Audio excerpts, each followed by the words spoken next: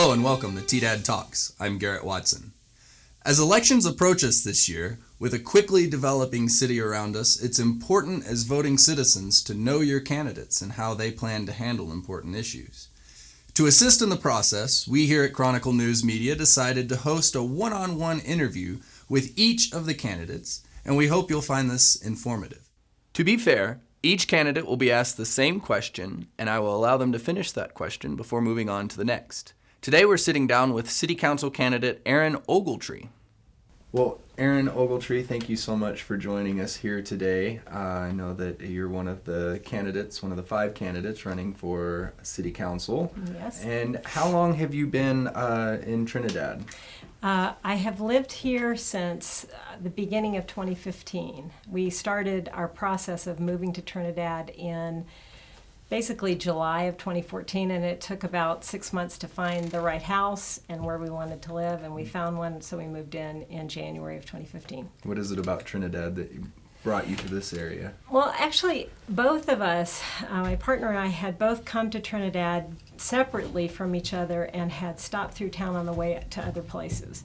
And I got out of the car when I stopped here to go to McDonald's, and I was like, what is this place? I'd never heard of it, and I just was fascinated by the architecture, and I just sort of put in the back of my mind, I'd like to visit that place sometime and see what it's all about. And the same thing had happened with Liz, so we came out on a road trip, and we were only going to spend one night in Trinidad, but we ended up spending 4 nights in Trinidad and looking for real estate in our first visit here. So Made that much of an impression? It did, and we met a lot of people who were incredibly welcoming. You know, for a small town, we never felt like anybody that we were intruding. Everybody was, happy that we were there, and we were just impressed with that. So nice.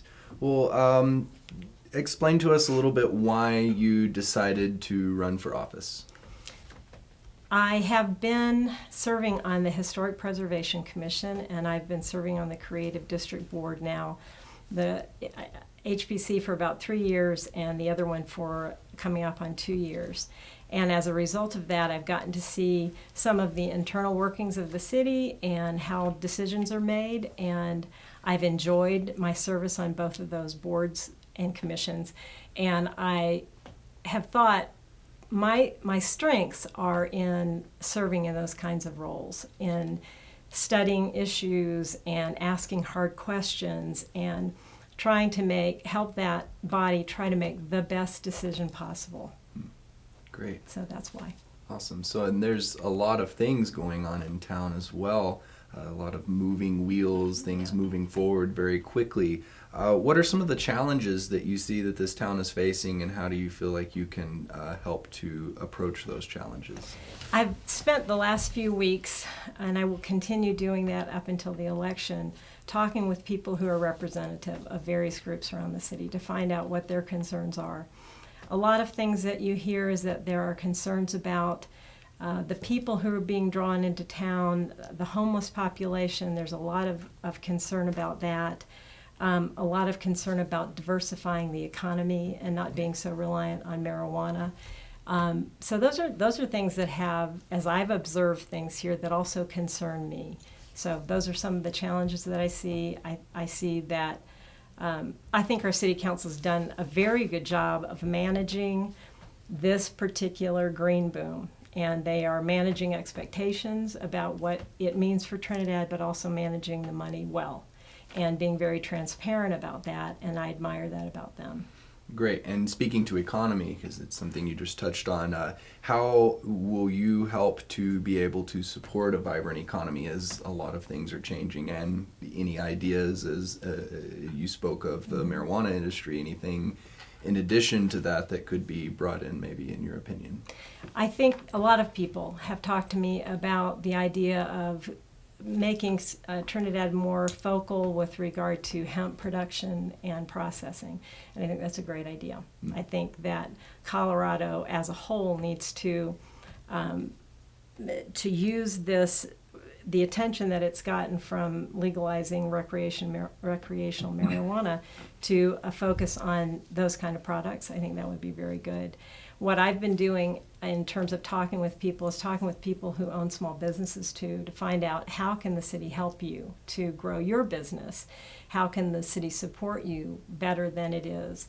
And that I'm still gathering input on that, but one of the things that I think the city could do a better job with is making sure that people from out of town know what's here, so that when they come, they know the restaurants, they know the shops, they know what they can do to spend more time here rather than just coming through town to buy something and leave.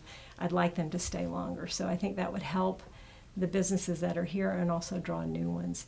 I think that the city council is going to face, because of everything that's going on with Space to Create and Art Space and Fisher's Peak now being a state park, which is fantastic, there will be much more attention and people reaching out to the city of Trinidad to say, I'm interested in bringing a business there.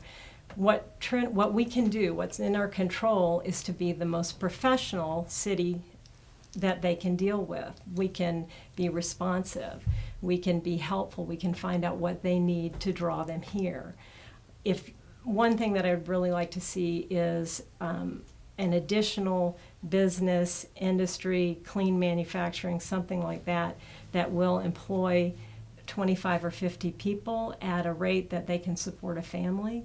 I'm encouraged because I'm seeing more families move here. It makes me so happy to see that, because before we came here, I did a lot of research about Trinidad in those 6 months that we were looking at real estate.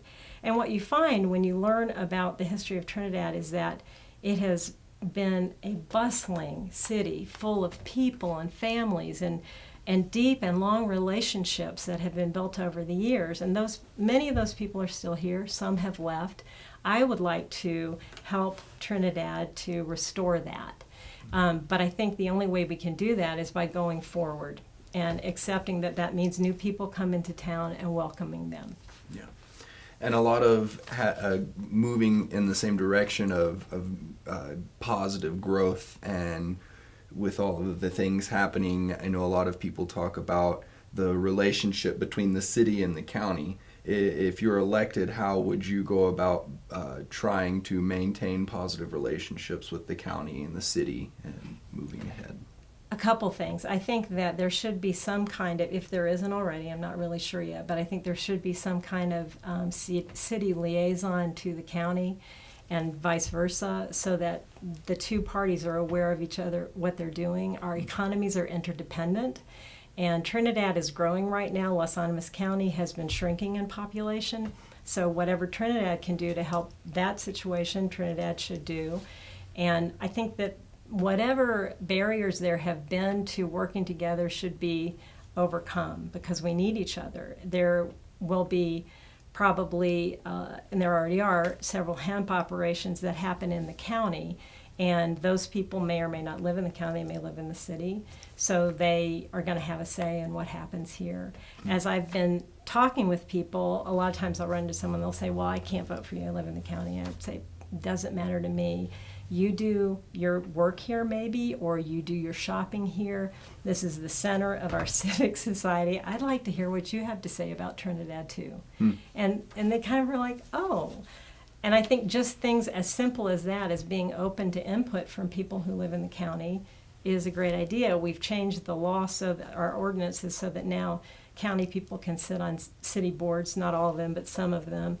And that's a great thing, because they are invested and they want to see Trinidad thrive just as much as we do. Oh, that's great, Erin. So I guess in closing, could you briefly give us a few words about why someone should vote for you? I love Trinidad. That's why I'm here. I am devoted to it, and I'm devoted to helping it become everything that it can be. I'm someone who's not afraid to ask hard questions, and my goal on City Council would be to ask the questions that will lead us to the best decisions. I'm a retired attorney by trade, and so I'm used to dealing with hard situations and working through situations to try to find the best resolution to them. So that's why I'm hoping that I'm elected. I would look forward to that service very much. Great. Erin, thanks for being with us welcome. again. I really Thank you. appreciate it. That was City Council candidate Erin Ogletree. We hope you enjoyed today's talk, and if you did, please like and share it with your friends. This is Garrett Watson, T-Dad Talk. Have a good one.